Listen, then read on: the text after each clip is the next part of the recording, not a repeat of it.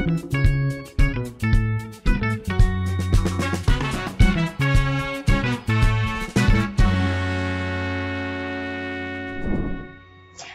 Sobat Stigmas, selamat datang di Infocation bersama Vokasi Wujudkan Mimpi dan tentunya dalam program Binspi, Bincang Inspiratif bersama saya Sri Febiani.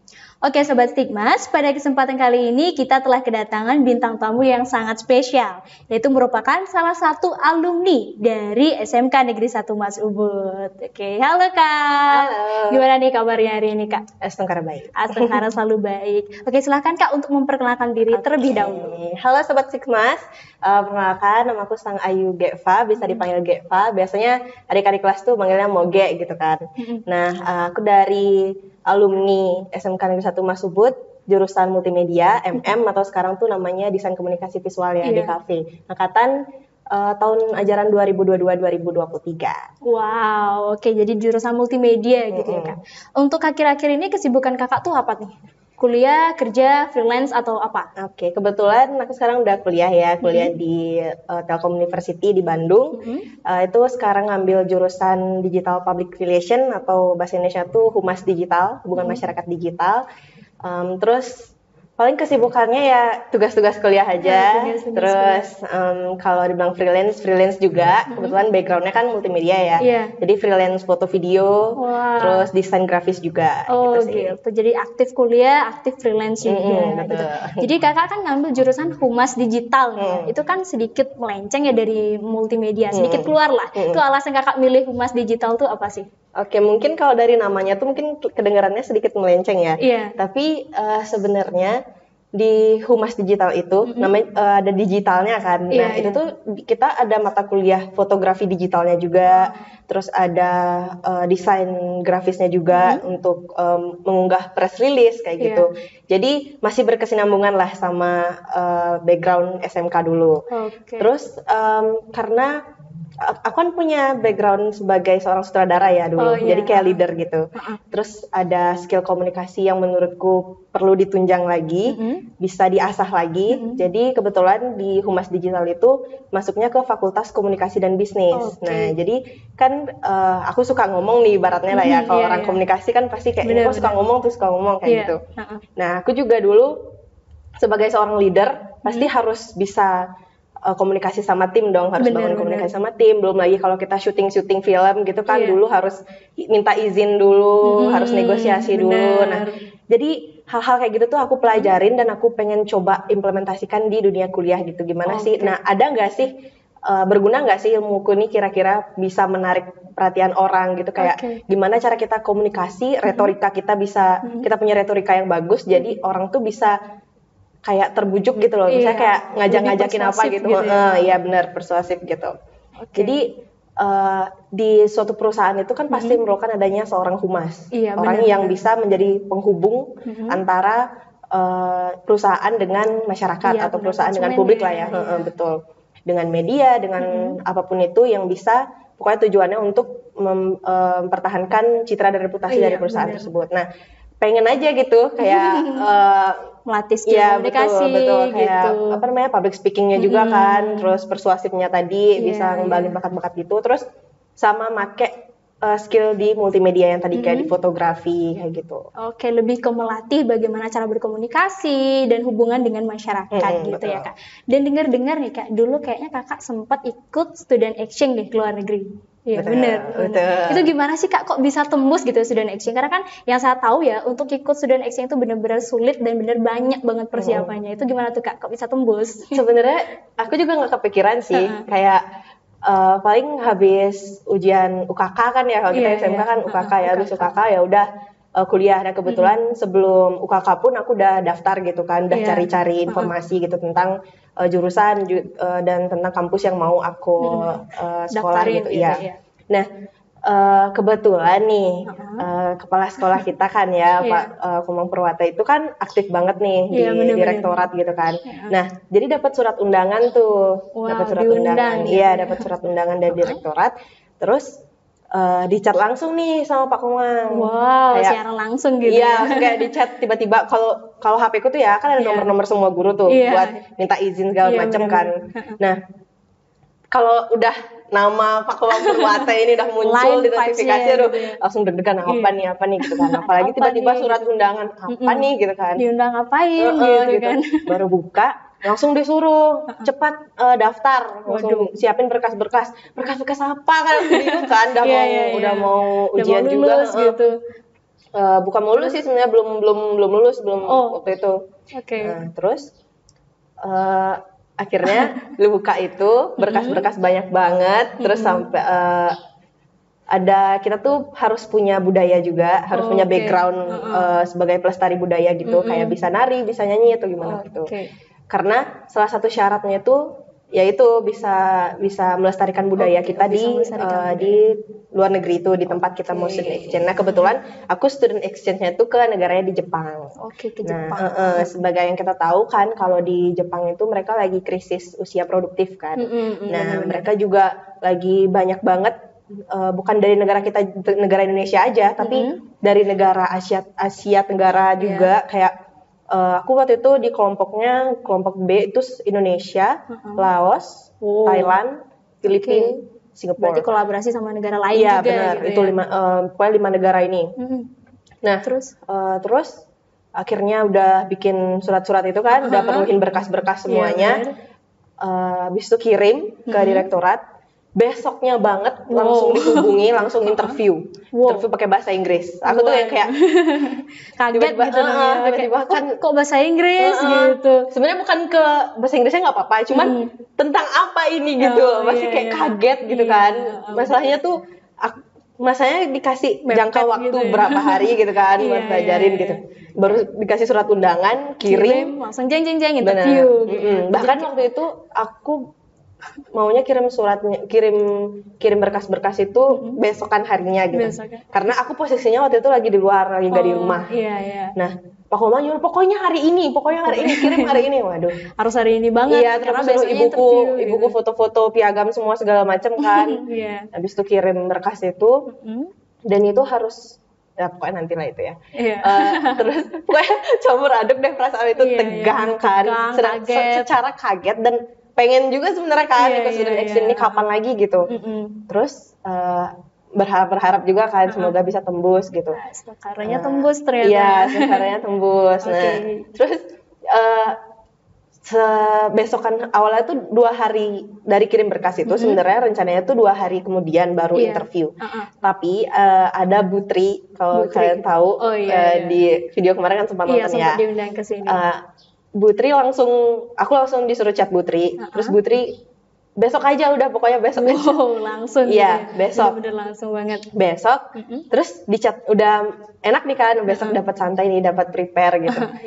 Di chat lagi sama Butri, gimana kalau hari ini? Waduh. Jam 6 sore. Aduh. Hari ini banget. Sedangkan itu posisi jam 2 sore. Waduh, jam 2. Jadi persiapannya cuma 4 jam untuk interview itu gitu. Dan nggak tahu mau ditanyain apa aja tuh. Masalahnya itu. Kalau bahasa Inggrisnya masih oke-oke aja. Gitu. Jadi di Jepang ngapain aja nih Kak? Dan berapa hari tuh di sana di Jepang? Di Jepang itu aku berangkat dari tanggal 30 Juli sampai tanggal 5 Agustus. Berarti kurang lebih 6 hari ya? 1 minggu, satu mingguan. Nah, kalau tanya ngapain di situ, sebenarnya kita, kalau orang-orang mikir jalan-jalan sambil belajar gitu kan. Itu benar, cuman kalau kita foto-foto tuh bener-bener nggak dapat waktu foto-foto selfie yang kayak karena mereka, kita tahu di Jepang tuh kan strict banget ya sama waktu. Bener-bener. Jadi ya kalau di agendanya nggak ada buat rekreasi atau buat foto-foto, ya berarti bukan untuk foto-foto gitu. Kalau agendanya kita berkunjung ke sini, ya udah berkunjung. Kalau agendanya kita ke office atau ke museum, ya udah ke situ berkunjung nggak.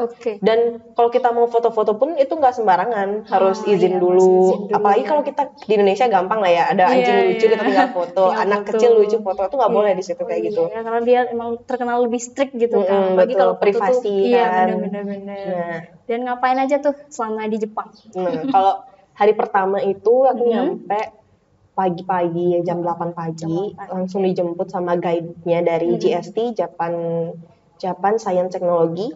Dijemput sama guide-nya, jadi masing-masing negara itu ada guide-guide-nya masing-masing. Gitu.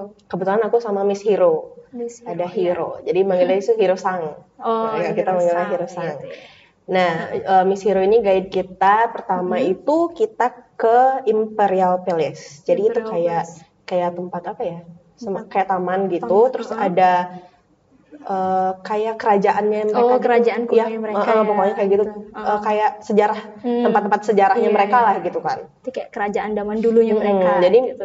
Kita sampai di situ tuh benar-benar mereka ngenalin culture-nya mereka lah, kayak gimana sejarah dari pemerintahannya mereka kayak gimana, kayak gitu. Jadi ya exchange, bertukar lah ya, saling bertukar gitu. Saling bertukar budaya. Benar, dan bukan jelek sih, kayak gimana ya. Pas sampai di situ tuh kebetulan kita musim panas, lagi musim panas. Panas banget itu tiap harinya tuh bisa sampai 34 derajat. Wah, 34 derajat. Kita di sini aja 26 aja udah panas udah kipas gitu. Di situ 34. Nah, tapi di situ udaranya sejuk, enaknya sejuk banget, sampah nggak ada debu berterbangan gitu pun nggak ada. Jadi kayak nggak kerasa lah ya gitu. Cuman paling kaki aja yang agak panas dikit gitu kan. Kalau kulit gitu nggak terlalu. Terus terus setelah ke Imperial Palace itu kita ada ke Akihabara. Akihabara itu kalau kalian lihat tuh mungkin terkenalnya tuh di Tokyo yang orang-orang jalan di zebra crossnya gitu loh. Di situ. Itu pusat-pusatnya video game gitu kayak anime. Pokoknya pusatnya tuh di situ gitu, Akihabara. Tapi kita nggak sempat buat sekedar main-main, sekedar lihat-lihat gitu karena kita tujuannya di situ untuk lunch. Untuk makan siang. Ya udah, makan siang. Berarti gitu. makan siang aja. Ya, nggak bisa jalan-jalan kemana mau nengok-nengok anime gitu nggak bisa. Benar-benar ketat gitu ya. Jadi kayak makan siang ya udah makan siang, nggak ada lancong lagi. Karena kita bukan turis, karena kita di situ diundang untuk belajar gitu kan. Nah, makannya itu makan ramen, hari pertama makan ramen, dan itu kaget banget porsinya tuh benar-benar gede, benar-benar gede banget. Terus setelah puas banget dong ya Jepang. Bener. Langsung lah kan Jepangnya. Fresh from Japan gitu. Terus setelah ke Akihabara itu kita ada ke Asakusa. Asakusa itu di situ ada tempat kayak pemujaannya mungkin agama Buddha ya di situ.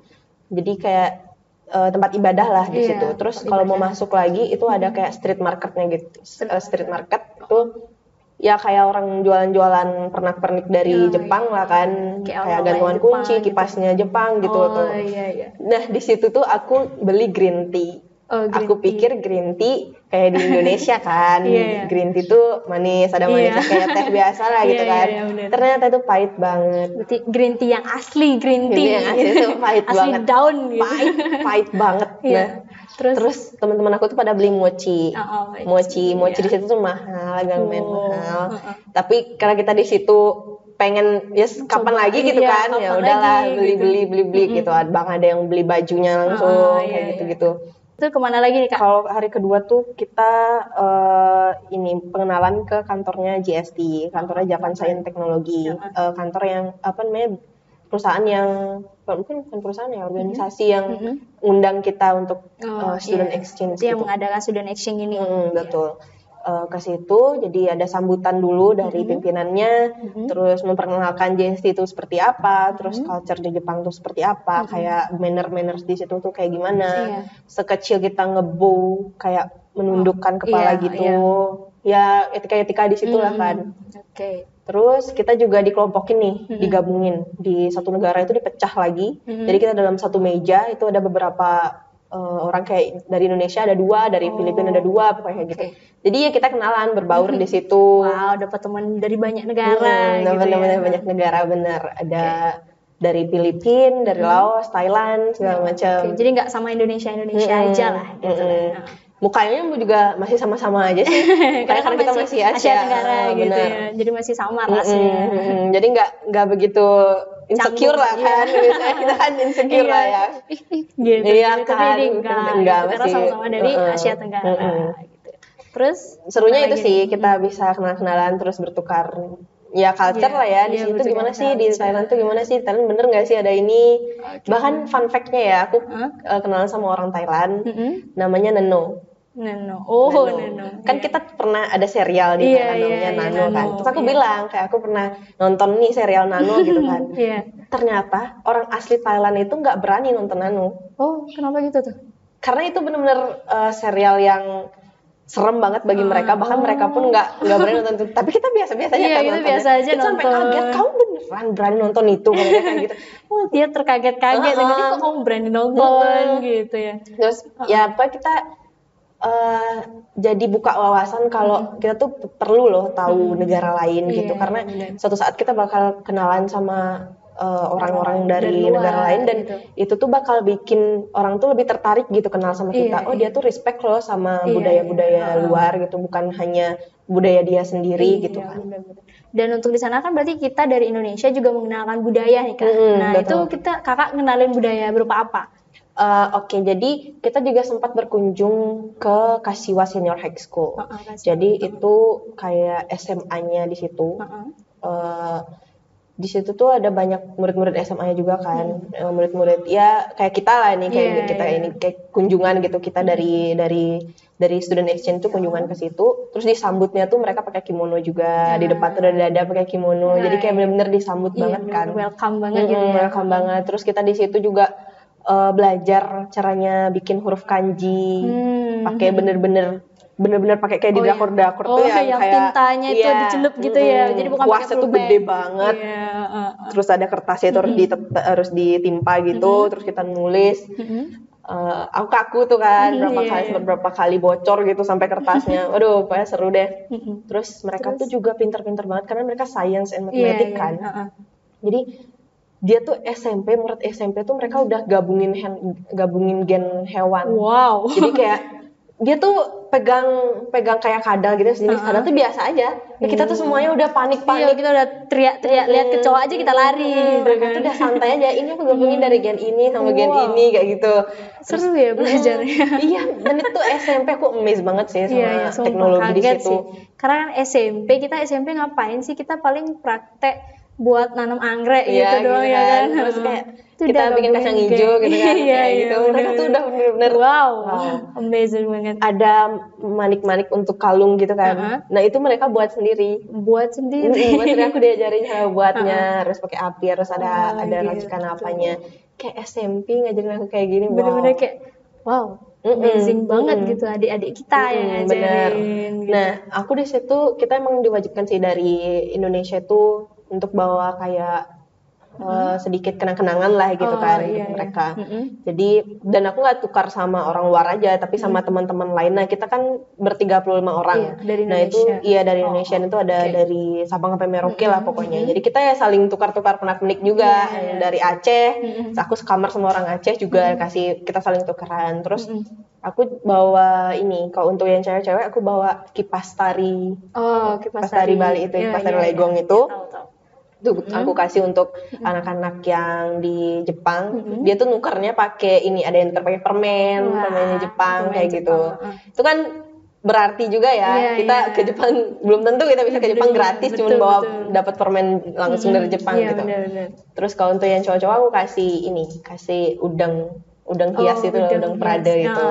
Nah itu terus aku kasih tahu cara ikatnya. Mereka tuh amazed banget, kayak mereka pengen ke Bali tapi ini apa, gitu. Belum pernah ke Bali gitu. Ini cobain punya Bali gitu. Jadi kebanggaan tersendiri juga buat mereka kan gitu.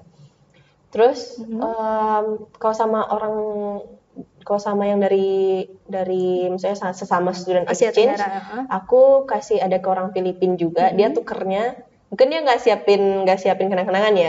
Dia tuh nukernya pakai, aku sama orang Filipina kan, dia nukernya pakai uang peso. Jadi aku dapat 20 peso, dikasih sama dia 20 peso. Itu kalau di rupiah berapa ya? Kurang tahu dah, belum pernah. 20 peso. 20 peso. Aku dikasih itu, jadi kayak seru aja gitu kan. Kita dapat mata uang baru. Biasanya cuma ada Rp, terus sekarang udah ada pesonya. Kadang ada teman-teman yang mungkin habis kenang-kenangannya untuk di orang Jepangnya. Jadi untuk yang sesama student exchange belum dapat, ya udah kita saling tukar uang aja. Kita kan saling tukar uang gitu, kayak uang 10.000. Mereka dapat Soekarno, kita dapat peso. Betul. Nah, kayak gitu. Jadi seru banget ya Kak, banyak banget pengalaman yang pastinya didapetin di Jepang. Banyak teman baru, experience baru, dan pastinya tahu-tahu hal-hal baru. Bahkan aku juga ketemu, kita ke Tokyo University of Science. Nah itu kita tuh dapat kesempatan untuk ketemu langsung sama Profesor Jin Akiyama. Jin Akiyama itu adalah matematikawan. Dia juga profesor, lecturer juga. Bahkan nggak sembarang orang bisa salaman sama dia. Wow, iya. Penjagaannya tuh ketat banget. Beliau tuh sebenarnya punya trik-trik sulap, tapi sebenarnya itu adalah teori matematika gitu loh. Jadi kayak teori matematika dipakai untuk trik-trik sulap gitu.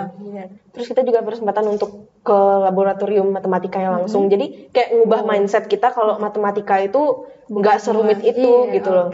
Bisa fun banget jadinya gitu kan. Pakai alat-alat yang kayak main biliar aja. Pokoknya alat-alat yang fun banget lah gitu. Jadi matematika itu seru tergantung bagaimana alat pengaplikasiannya. Benar, gimana cara untuk mengaplikasikannya gitu. Itu sih yang paling nah kebetulan aku pas foto bersama aku pas banget di sampingnya Jin Akiyama itu. Wow, jadi kayak besar banget kan ngomong kan, nggak sembarang orang bisa langsung ngomong face to face gitu sama dia. Jadi kayak kamu dari mana, kata dia kayak gitu. Terus aku bilang dari Bali. Oh aku kemarin baru datang dari Bali, dari Nusa Dua, kata dia kayak gitu. Langsung kayak benar-benar wismat kan gitu. Kayak nggak semua orang bisa salaman tapi saya bisa ngobrol gitu. Ngobrol langsung gitu. Gitu sih. Ngomong-ngomong ya kak, kan sekarang kakak di Humas Digital nih, jurusan di Humas Digital. Nah itu kakak kangen gak sih sama hal-hal yang berbau multimedia gitu kan? Karena kan pasti udah lama mungkin gak megang hal-hal yang berbau multimedia gitu. Kalau mungkin kan di kampus itu ada mata kuliah untuk press conference ya. Jadi kita kayak bikin klarifikasi atau gimana gitu kan dari sebuah perusahaan. Jadi kayak ada wartawan-wartawannya gitu. Jadi ya paling kangen-kangen lihat kita bikin film dokumenter lah kan. Cepet-cepetan harus ngambil gambar biar nggak sampai lewat momen gitu. Terus ya paling kangen sama ini sih, kangen sama teman-teman, tim kru gitu kan. Kadang ada yang malas kerja, bagi kita malas-malasnya, kita lagi banyak kerjaan tuh capeknya tuh kerasa banget gitu sih. Pasti kangen situasi crowdednya waktu deadline filmnya itu udah deket gitu ya. Oke Sobat Stigmas, itu dia perbincangan kita bersama salah satu alumni SMK Negeri 1 Masubud yang telah menyumbangkan banyak sekali prestasi. Semoga kedepannya kita bisa terinspirasi dari Kak Geva dan bisa mewujudkan SMK Negeri 1 Masubud yang lebih unggul lagi. Oke Kak, sebelum mengakhiri perbincangan kita kali ini, kita suarakan terlebih dahulu jargon SMK Negeri 1 Masubud. Oke. Jadi kalau aku bilang SMK Negeri 1 Masubud, kita jawabnya kompeten, inovatif, siap kerja. Bisa ya Kak ya? Bisa. Oke, siap? SMK Negeri 1 Masubud, kompeten, inovatif, siap kerja. Untuk Sobat Stigmas kalian, jangan lupa untuk like, komen, dan subscribe media sosial SMK Negeri 1 Masubud untuk mendapatkan info menarik lainnya. Bye-bye.